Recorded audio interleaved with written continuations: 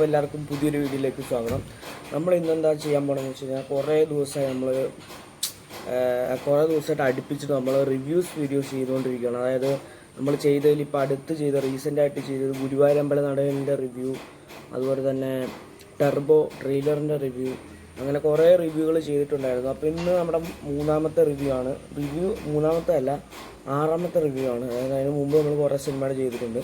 ഇന്നൊരു റിവ്യൂ അല്ല, ഇന്നൊരു കമ്പൈൻ വീഡിയോ ആണ്. അതായത് 4 സിനിമകളുടെ ഒരു കോമ്പിനേഷൻ വീഡിയോ ആണ്. അതായത് 4 സിനിമകൾ എങ്ങനെയുണ്ട്, ഈ റീസെൻ്റായിട്ട് ഇറങ്ങിയിട്ടുള്ള 4 സിനിമകളുടെ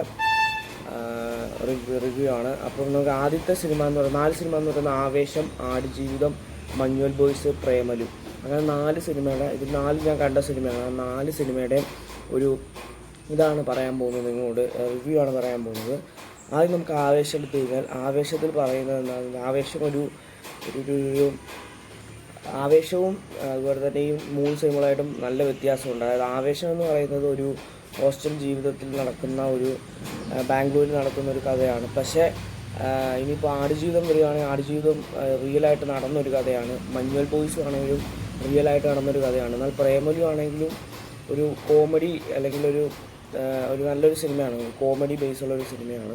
എന്നാൽ ആടുജീവിതത്തിലും മഞ്ഞുവൽ ബോയ്സിലും കോമഡി കുറവാണ്, എന്നാൽ പ്രേമലുവിൽ കോമഡി കൂടുതലുണ്ട്. അതുപോലെ തന്നെ ആവേശം എന്ന് പറയുന്ന ഒരു ഇടിപ്പടം എന്ന് വേണമെങ്കിൽ പറയാം. അതായത് ഫാസിലിൻ്റെ ഒരു തിരിച്ചുവരവെന്നൊക്കെ പറയണമെങ്കിൽ പറയാം. അതുപോലെ തന്നെ പൃഥ്വിരാജ് നന്നായിട്ട് അഭിനയിച്ച് തകർത്തൊരു സിനിമയായിരുന്നു ആടുജീവിതം. ആടുജീവിതം എന്ന് എൻ്റയർലി ഡിഫറെൻ്റ് ആണ്, ഏറ്റവും കഷ്ടപ്പെട്ട് എടുത്തൊരു സിനിമയാണ്. എനിക്ക് ഏറ്റവും ഇഷ്ടപ്പെട്ട സിനിമ എന്ന് പറയുകയാണെങ്കിൽ മഞ്ഞുവൽ ബോയ്സ് എനിക്ക് മഞ്ഞുവൽ ബോയ്സാണ് ഇഷ്ടപ്പെട്ടെങ്കിലും ബാക്കി 3 സിനിമയും നല്ലതാണ്. എങ്കിലും ഏറ്റവും കൂടുതൽ ഇഷ്ടപ്പെട്ട മഞ്ഞുവൽ ബോയ്സ് ആണെന്നുള്ളത്. പക്ഷേ അതെനിക്ക് ഭയങ്കര എക്സൈറ്റിംഗ് ആയിട്ടുള്ളൊരു കഥയായിരുന്നു.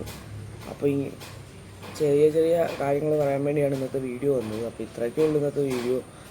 പിന്നെ 3 വ്യത്യസ്ത കഥകളായതുകൊണ്ട് 3 വ്യത്യസ്ത രീതികളാണ്.